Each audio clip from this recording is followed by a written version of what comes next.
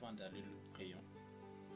Seigneur, nous te disons un grand merci encore pour ces moments que tu nous as donné de passer devant ton trône et d'écouter quelque chose qui nous vient vraiment de toi, Seigneur. Viens bénir ces moments et bénir les bien-aimés qui a pris le temps, le méga. Il a mis même la charge pour m'écouter. Seigneur, je te rends un grand merci. Et je laisse ces moments entre les mains du Seigneur. Je laisse ces moments entre les mains de toi, Seigneur Saint-Esprit. Est-ce que ta puissance, est-ce que ta volonté prime au milieu de nous, dans le nom de Jésus-Christ, notre Seigneur et Sauveur. Amen. Ok, comme vous avez vu, on a dit, aujourd'hui on va partager un thème très important, un thème qui pousse beaucoup de réflexions, parce qu'on a dit, le thème c'est une chaise coûte cher auprès de Dieu. Une chaise coûte cher auprès de Dieu. Avant d'aller loin, j'aimerais préciser quelque chose, quelque part. Je ne suis pas en train de dire que pour entrer dans la présence de Dieu, il faut payer un prix, ou c'est dur. Ce n'est pas ça vraiment ma pensée. Le prix a été déjà payé. Jésus a payé le prix. On n'a plus rien à faire, rien, si ce n'est que de croire au Seigneur Jésus-Christ comme notre Seigneur et Sauveur. Il n'y a pas de prix. Quand je dis qu'une chaise coûte cher auprès de Dieu, je cherche un peu à nous faire voir qu'on peut bel et bien entrer dans la présence de Dieu, mais je pense qu'il y a des conditions. Parce que les sous-thèmes de ce message, c'est la croix n'a pas changé la nature de Dieu. Donc, Dieu n'a pas changé. La croix a été là juste pour nous faire entrer dans la présence de Dieu facilement. J'aimerais dire ça un peu autrement. Vous savez, dans une maison, une maman laisse sa grande fille préparer la nourriture. En tout temps, je peux dire. Quand tout va bien, elle laisse la nourriture, elle laisse que sa fille prépare la nourriture. Des fois, quand elle sort, quand elle revient, elle mange, elle trouve que c'est pas assez bien, mais elle mange comme elle n'a pas le temps pour ça. Mais les jours où la dame aura des invités à la maison, vous allez voir que la dame va préparer elle-même. Donc, c'est ce que Jésus a fait. Dieu a donné la loi à son peuple. Alors, le peuple a un peu mal interprété la loi. Il a ajouté des choses que Dieu n'a pas dit. C'est pour cela que Jésus a dit, vous annulez la parole de Dieu par vos traditions. Donc, vous avez ajouté des choses que Dieu n'a pas dit. Mais pendant des années, Dieu a accepté un peu permettez-moi les mots, cette défaillance de son peuple. Mais lorsqu'il est venu le moment de faire entrer les étrangers, qui nous sommes, nous qui ne sommes pas directement les juifs, Dieu a dit non, il a dit à Jésus non, en tout cas, vous devez aller arranger les choses. Pour que lorsque les étrangers vont venir, ils trouvent que ma parole soit un peu intacte. C'est pour cela que Jésus est venu. Il a dit, je ne suis pas venu pour abolir ou supprimer la loi. Non, je ne suis pas venu pour ça. Je suis venu au contraire pour l'accomplir. C'est-à-dire, je suis venu pour vous montrer comment observer les lois. Il est vrai que nous ne sommes plus sous la loi. Ça, c'est vrai. La loi ne nous sauve pas. Mais la loi nous épargne dans beaucoup de choses. Donc, ce qui veut dire, obéir à Dieu ne nous bénit pas vraiment, mais ça nous protège. Bon, je ne suis pas là pour ça. Donc je voulais juste dire que Jésus est venu pour arranger les choses, pour que nous aussi, quand on va venir, on puisse bien comprendre Dieu. Alors, lorsque Jésus est décédé, Jésus était passé sur la croix, les rideaux étaient déchirés, donc nous pouvons entrer dans la présence de Dieu. Donc, ce que je cherche à me dire, c'est celle-ci. La présence de Dieu, nous tous, nous pouvons entrer dans la présence de Dieu, mais la présence de Dieu ou l'activité de Dieu dans nos vies, maintenant dépendra de la capacité, la ténacité de notre obéissance à sa parole. Donc si Dieu a mis il a mis des lois, il a mis des principes pour s'approcher plus de lui. Si vous dites qu'on a reçu Jésus et Dieu est là, vous allez voir que Dieu sera dans votre vie comme la MONUSCO au Congo. C'est-à-dire, il est là, mais il ne fait rien. La MONUSCO est là, je ne fais pas la politique à ce moment. La MONUSCO est là, mais le Congo est toujours dans les guerres. Vous voyez? Donc, Dieu peut être là, mais il ne fait rien. Vous dites que vous avez reçu Jésus comme votre Seigneur et Sauveur, mais si vous négligez certaines choses, sous prétexte que nous sommes sous la grâce, vous allez remarquer que Dieu est là, mais les sorciers vous font du mal, les magiciens vous font du mal. Vous échouez. Vous dites, mais Dieu est là. Allons. Je suis dans le livre des psaumes. Psaume 15. Toujours avec ma Bible papier. Vous voyez? J'ai la Bible électronique, mais je vous ai dit la fois passée dans mon vidéo de l'autre, quand on a partagé comment assaisonner son gène, j'ai dit qu'il faut avoir un Bible papier. Donc je suis le livre des psaumes 15, versets 1 à 5. J'ai lu au nom du Seigneur. Psaume de David, ô Éternel, qui séjournera dans ta tente? Qui demeurera sur ta montagne sainte? Apparemment, ce sont des questions. Des questions. Qui séjournera dans ta tente? Qui demeurera sur ta montagne sainte? Le verset 2. C'est lui qui marche de l'intégrité, qui pratique la justice et qui dit la vérité selon son cœur. Verset 3. Il ne calomnie point avec sa langue, il ne fait point le mal à son semblable, et il ne jette point l'opprobre sur son prochain. Verset 4. Il regarde avec dédain celui qui est méprisable, mais il honore ceux qui craignent l'Éternel. Il ne se rétracte pas s'il fait un serment à son préjudice. Il n'exige point d'intérêt de son argent et il n'accepte pas de dons contre l'innocent. Celui qui se conduit ainsi ne chancelle pas. Alléluia. Vous voyez? Donc, David pose des questions. David dit, l'Éternel, qui sera reçu dans ta présence et qui demeurera là? Donc, être reçu par Dieu dans sa présence, c'est une chose. Mais rester longtemps dans cette présence-là, on est une autre. C'est-à-dire, vous pouvez aller on vous invite dans une maison. Vous entrez. Ah, comment vous allez? Ouais, ça va bien. Entrez, asseyez-vous. Ou assis-toi. On vous a reçu. Mais vous allez remarquer que peut-être l'atmosphère de la maison, ou ce qu'il parle. Donc, les conditions de la maison ne permettent pas que vous puissiez rester là longtemps. Donc, je parie que vous allez partir. Ou les gens de la maison ne supportent pas vos manières de faire, d'être, de parler. Donc, il y aurait un désaccord et vous allez partir. Vous étiez reçu à la maison, mais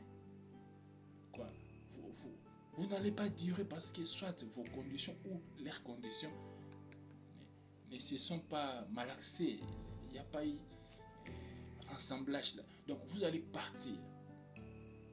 Être reçu ne signifie pas que vous allez demeurer là longtemps. C'est ce que David pose comme des questions. Seigneur, tu peux être reçu dans ta présence? Je peux répondre par là, tout celui qui a reçu Jésus comme Seigneur et Sauveur. Alors tu peux demeurer dans cette montagne, dans ta présence. Alors là, il y a des choses à faire que Dieu attend de nous.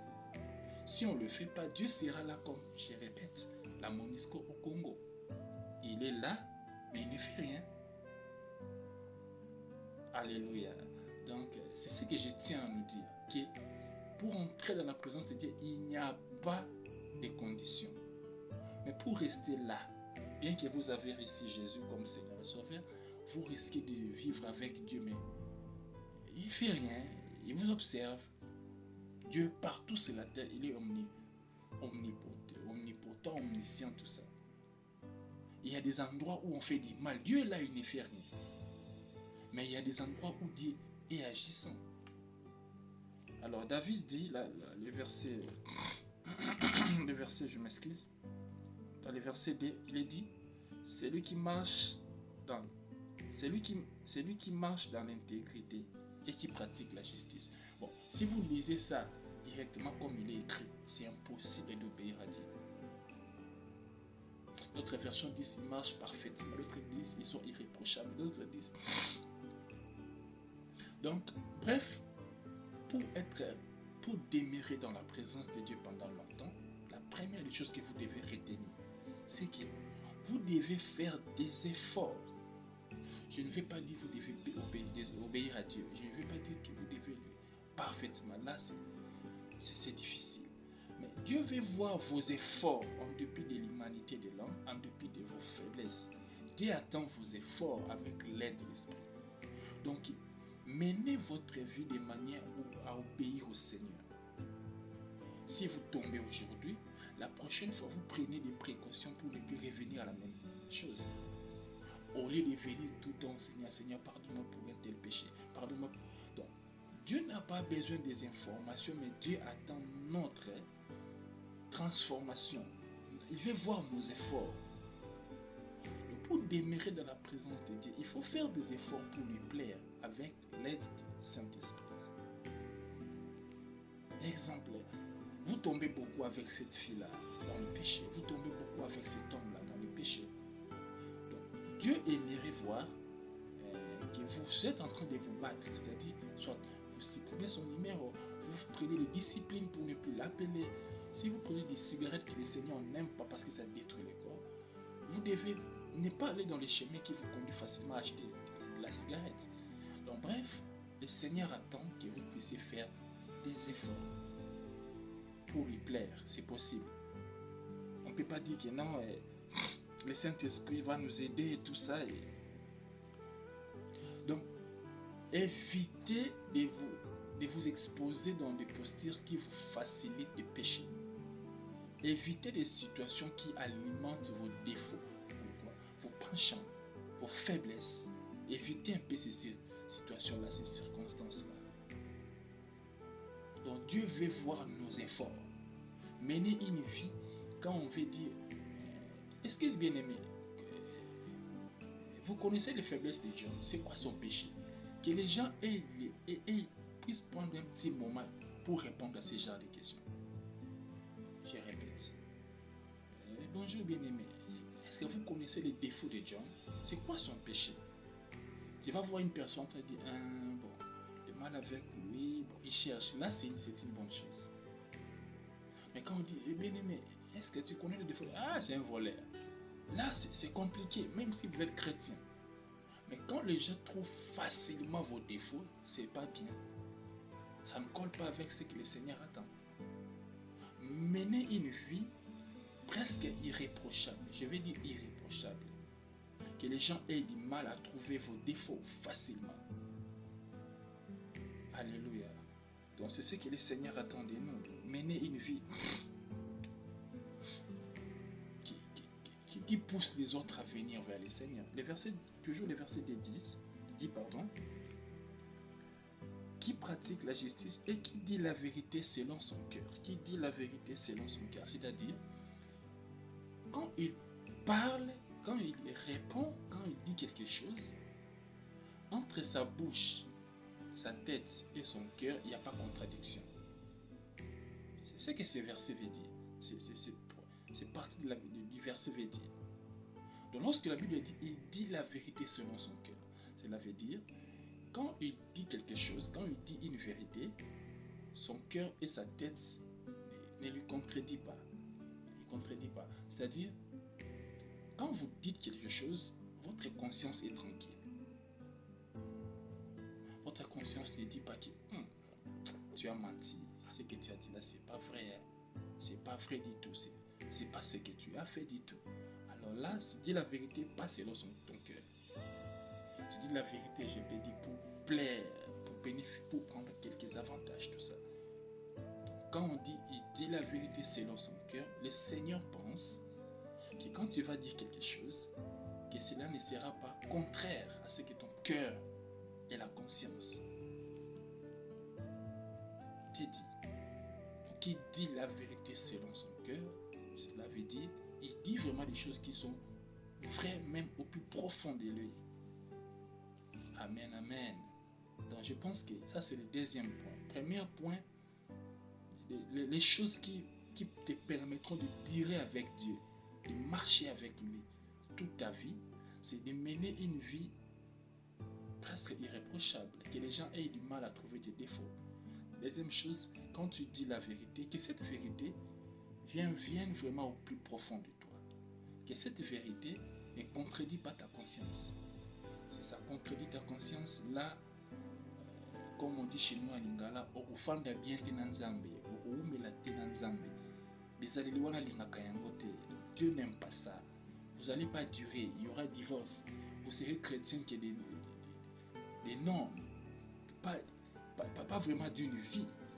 Or, le Seigneur veut vivre avec nous, il veut que notre vie impacte un peu. Alléluia. Ok, je suis dans le verset 3, il est dit, il ne calomnie point avec sa langue, il ne fait point de mal à son semblable, et il ne jette pas de l'opprobre sur son prochain. Donc, sur ça, le Seigneur veut nous dire, nous devrons, bien aimés, éviter d'exposer les mal des autres et de faire mal aux autres. Je m'explique. On ne doit pas vivre étant qu'enfant de Dieu et en train de faire du mal aux autres en même temps. Ça ne compte pas. En tout cas, ça passe pas. Donc, vous ne devez pas faire du mal aux autres. Et vous ne devez pas prendre leurs défauts. C'est-à-dire, celui-là, c'est un voleur. Vous allez partout. C'est un voleur, c'est un voleur. Là, vous exposez le mal des autres partout. Le Seigneur veut que nous ne puissions pas faire du mal à autrui. Et il ne souhaite pas aussi que nous puissions exposer le mal des autres. Aller calomnier. Vous savez, il a dit. Donc vous, lorsque quelqu'un fait des éloges, vous dites rien. Vous gardez silence. Mais vous attendez qu'il puisse faire une bêtise là. Et vous commencez à propager le mal des autres. Ça, ce n'est pas bien. Si vous faites ça, le Seigneur ne sera pas content. Ne sera pas content avec vous. Ne faites pas du mal aux gens et n'exposez pas aussi leurs défauts. Si vous faites ça, vous allez durer avec le Seigneur. Sa présence sera permanente avec vous. Donc, pour dire, vous serez récits et vous allez demeurer avec le Seigneur. Si vous doutez, vous dites qu'il est l'Ancien Testament. Non. Jésus a dit ceci. Il y a beaucoup d'appelés, mais peu sont élus. Donc, beaucoup entrent dans la présence de Dieu, mais peu y restent à cause des conditions qui sont là. Vous allez voir un chrétien qui calomnie, dit le mal des autres. Mais quand la personne fait de bonnes choses, il se tait sur ce que vous êtes. Dieu n'aime pas ça. Vous devez faire des éloges. Lorsque une personne a fait de bonnes choses. Amen, amen. En tout cas, vous ne devez pas être un méchant. Dieu n'est pas un méchant. Dieu, c'est un Dieu bon. Vous ne devez pas être un méchant. Quand je dis, j'ai écrit ça quelque part, je vais répéter. Quand je dis qu'il ne soyez pas méchant, je vais dire ceci. Que la vie et les destinées des autres ne soient pas déviées, déformées et détruites par vous. Je répète. Que la vie des autres personnes ne soit pas détruite, déviée ou déformée par votre mauvais comportement. Mauvais comportement. Donc, il y a une personne, s'il a arrêté les études, c'est à cause de votre méchanceté. Vous n'allez pas marcher avec le Seigneur. Bien que vous avez une Bible, vous payez vos dîmes, vous donnez vos offrandes, vous chantez à l'église, vous balayez l'église. Je vous dis, si vous êtes méchant, vous n'avez pas un bon cœur, le Seigneur n'acceptera pas d'habiter avec vous. Il y a beaucoup de gens, leurs vies ont été déviées, leurs destinées ont été déviées à cause de votre méchanceté. Cette fille-là a raté le mariage à cause de toi. Tu as détruit la vie des gens. Tu as détruit les destinées des gens. Beaucoup de gens souffrent à cause de toi, à cause de ta cupidité, à cause de ton égoïsme. Tu es très méchant. Et tu t'appelles, tu dis que tu es chrétien, tout ça. Vous savez, je pense que c'est dans Jérémie ou Ézéchiel, je ne sais pas, mais je pense que c'est Jérémie 7 comme ça. Dieu dit dans le verset 1 ou 2, Dieu dit, ne vous contentez pas de dire que nous sommes le temple de Dieu, nous sommes à l'église, mais modifiez vos comportements. Vous voyez?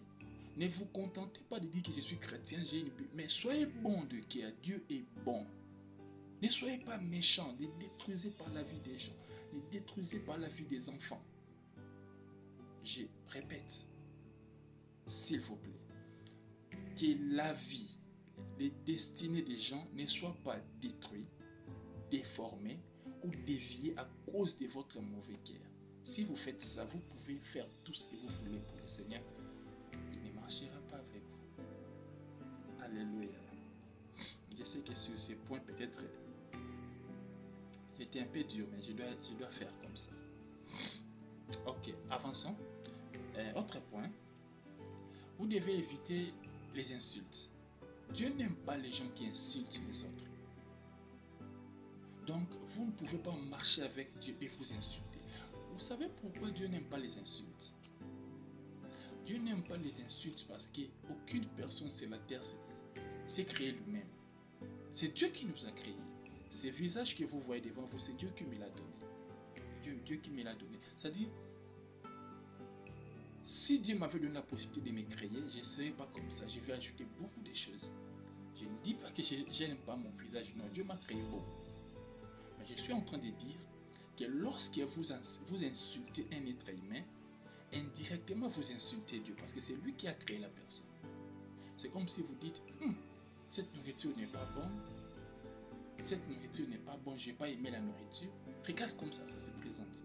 Donc indirectement, vous dénigrez ou vous insultez la personne qui l'a préparé. Donc n'insultez personne parce que personne ne s'est créé lui-même. L'une des choses encore, j'ai toujours dit, il ne faut pas insulter les gens, surtout leurs défauts physiques. Parce que si vous insultez une personne, surtout ses défauts physiques, ça crée des blessures intérieures. Regarde ta tête, regarde. Ça crée des blessures intérieures. Donc si vous voulez marcher avec le Seigneur, n'insultez personne. Arrêtez de vous moquer des gens. Ne dénigrez personne. Et là, je pense que vous aurez une belle place dans la présence du Seigneur. Vous aurez une très belle place. Parce que Dieu n'insulte pas. Il ne fait pas ça. Jésus n'insulte personne. N'insultez pas, ne dénigrez pas, ou arrêtez de vous moquer de personne. Autre chose encore, il faut éviter de vivre avec les gens qui commettent le péché. Ouais. Si vous voulez avoir un temps avec le Seigneur, si vous voulez vivre avec le Seigneur, ne suivez pas les conseils des gens qui pratiquent les péchés.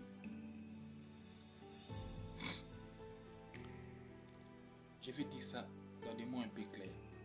Si vous voulez rester longtemps avec le Seigneur, ne suivez pas les conseils des gens qui vivent dans le péché et que ces gens-là ne soient pas ton exemple. Ne suis pas leur exemple. Ne suis pas leurs conseils, qu'ils ne soient pas aussi des exemples, des modèles, parce qu'ils commettent le péché. Le Seigneur ne va pas supporter ce que vous marchez avec lui, mais en même temps, vous êtes en train de faire des choses que les méchants, que les pécheurs vous conseillent. Le Seigneur ne va pas aimer ça. Ne marchez pas avec eux, ne vous asseyez pas avec eux. Si un méchant te donne un conseil, si ça donne bon, ok. Mais si ça vous pousse à désobéir au Seigneur, si ça vous pousse à vous éloigner du Seigneur, en tout cas, je vous conseille de ne pas suivre leurs conseils. Ne dites pas que j'aimerais, un jour j'étais encore trop jeune, Alors, je voyais mes amis qui vivaient dans le péché, comment ils excellaient. J'ai eu très mal. Alors, je suis allé voir mon père, le pasteur Dominique Ngoy, que j'ai sali. J'étais vraiment trop, je pense, je devais avoir 17 ans, 18 ans. Je parlais. Tous ceux qui connaissent cet homme, ils savent que devant lui, tu peux beau parler. Mais lui, quand il va te dire 2-3 mots, tu vas te dire, waouh, pourquoi j'ai parlé beaucoup. Donc, je suis allé lui voir, je lui ai dit, tu vois, j'ai beaucoup parlé. Il m'a dit, bon, John, je me retrouve dans ce que tu dis. quand j'avais aussi l'âge que tu as maintenant. Il n'a pas beaucoup parlé, mais il m'a donné Psaume 73. C'est ce jour-là que j'ai fait quoi? J'ai découvert ces versets, ces chapitres même. Donc, ne vous comparez. Lisez ça, Psaume 73. Vous allez comprendre, c'est les psaumes d'Asaph. Donc, ces jours-là, je me suis dit, je ne vais pas copier les méchants. Pas m'asseoir avec eux, pas vivre comme eux le font. Comment vous pouvez marcher avec Dieu? Comment vous pouvez être l'enfant de Dieu? Comment vous devez dire que vous êtes l'enfant de Dieu? Mais parmi vos camarades, ce sont des gens qui n'obéissent pas au Seigneur. Ce sont des méchants, ce sont des prostituées, des parieurs même. Ah, ici ça va saigner, des parieurs. Ah, je viens de dire des parieurs. Peut-être que vous ne m'avez pas bien entendu. J'ai dit des parieurs. Des gens qui parient dans des jeux, de hasard. Je ne sais pas comment vous appelez ça dans votre pays, dans des jeux de foot. Donc, des paris sportifs, voilà. Dans des paris sportifs. Entre parenthèses, les jeux de hasard, c'est du péché. Parce que là, vous ne comptez pas sur Dieu. Vous comptez sur les hasards et sur la chance. David a dit, les uns comptent sur leur char, les autres sur leur javelot, mais nous comptons sur l'Éternel. Donc, lorsque vous jouez aux jeux de hasard, dans des jeux de paris sportifs, vous péchez. Parce que là, vous ne comptez pas sur Dieu. Vous avez l'argent, vous avez résolu un problème. Mais ça ne veut pas dire que Dieu est content. Alléluia. Ok. Autre chose encore. Maintenant, à l'inverse, vous devez honorer, respecter les gens qui craignent le Seigneur. Donc, que votre compagnie soit les gens qui craignent le Seigneur, les gens qui respectent le Seigneur. Honorez-les, soutenez-les, aidez-les. Donc, si vous avez détecté quelqu'un qui respecte le Seigneur, quelqu'un qui aime le Seigneur, Jésus, vous devez l'aider, vous devez le soutenir, vous devez le respecter. Alléluia. Ok. Autre chose encore, vous devez toujours tenir vos promesses, même si vous devez en bâtir. Donc, si vous avez promis quelque chose à quelqu'un et que la situation ne vous permet plus de respecter votre serment, vous devez respecter votre serment. Parce que le Seigneur respecte les serments. C'est pour cela. Il avait promis à Abraham qu'il va lui donner un enfant. Abraham a fait ce qu'il a voulu faire avec Agar et il a eu l'enfant. Malgré ça, Dieu n'a pas changé. Dieu a tenu promesse. Quand vous avez promis quelque chose, si vous voulez demeurer avec le Seigneur pendant longtemps, vous devez toujours les honorer. Donc, honorer vos engagements. Bon, j'aimerais un peu préciser parce que dans le cadre des fiançailles, du copinage, là, ce verset ne tient pas. Vous n'avez pas dit, mais parce que le Seigneur a dit qu'il faut toujours honorer les engagements. Je lui avais promis le mariage, donc je dois le... Non. Dans le cadre des fiançailles, du mariage, là, c'est un peu compliqué. Si vous êtes déjà marié, à là d'accord. Mais avant le mariage, non, ce verset ne tient pas. Parce que Dieu a dit, vous devez toujours respecter, même si vous devez en partir. Oui, dans tout, mais sauf dans les fiançailles. Ou dans les... Je peux dire dans les copinages que mettez-moi les mots. Amen, amen. Ok, avant-dernier point. Si vous voulez demeurer longtemps dans la présence du Seigneur et que la présence de Dieu soit active dans votre vie, vous devez éviter d'emprunter votre argent avec intérêt. Je cherche à dire ça de manière un peu claire. Évitez d'emprunter de l'argent avec intérêt aux chrétiens et aux pauvres. Donc si la personne est chrétienne, empruntez-lui de l'argent, mais que ça ne soit pas avec intérêt. Si la personne est pauvre, empruntez-lui l'argent, mais que cela ne soit pas avec intérêt. Si vous doutez, lisez Exode 22-25. Vous devez emprunter de l'argent comme bon vous semble. Mais si c'est un pauvre ou si c'est un enfant de Dieu, que cela ne soit fait sans intérêt. Alléluia. Que ce qui est là beaucoup vont se retrouver. Mais moi, je ne prêche pas ma parole, je prêche la parole du Seigneur. Exode 22, 25, il dit, donc nous devons emprunter si nous le voulons, mais à l'égard des chrétiens ou des pauvres, il ne doit pas avoir des intérêts. Et le dernier point, n'acceptez pas des cadeaux pour accuser un innocent. Je répète.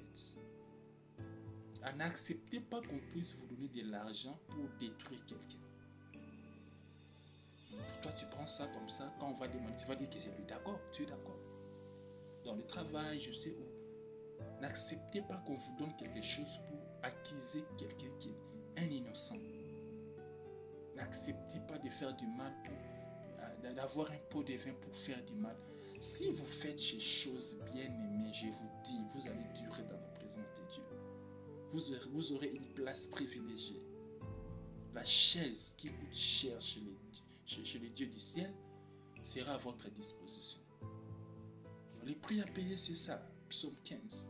Si nous payons ce prix, Dieu va nous accepter dans sa présence et on va dire Jésus a versé son sang, c'est vrai. Mais pour que la présence de Dieu soit active dans notre vie, il faut que nous puissions respecter les choses que je viens de dire. Que mon Dieu vous bénisse. Je suis encore très content de partager la parole avec vous. Je suis Berger John. Berger John, je dirige les centres évangéliques La Résurrection, extension de Kimbanti de Kinshasa. C'est une grande communauté qui dirige le pasteur Dominique Boy. Que mon Dieu vous bénisse. Vous avez le numéro de WhatsApp, peut-être il y a des questions, il y a des suggestions, il y a des choses à corriger. Je suis un humain. En tout cas, vos réactions me feront du bien. Si vous voulez bien sûr vous abonner à ma page, abonnez-vous, pas pour qu'on puisse avoir beaucoup de vues, pour que je puisse avoir l'argent. Non, ce n'est même pas ça. Parce que vous allez remarquer que l'image et le son de ces vidéos n'est pas assez bonne. Parce que je diminue les résolutions pour que toute personne puisse lire ces vidéos avec moins de mégas possible. Donc, ces vidéos ne sont pas faites dans le but lucratif pour avoir de l'argent sur TikTok, sur YouTube, non. Je fais pas ça, je fais pas ces vidéos pour ça. Je diminue même les résolutions pour que même la personne qui a moins de mégas, je ne sais pas comment vous appelez dans votre pays, mais nous appelons ça mégas, puisse lire ces vidéos, puisse bénéficier de la parole du Seigneur gratuitement si je peux dire comme ça. Merci beaucoup. Que mon Dieu vous bénisse. Prions le Seigneur.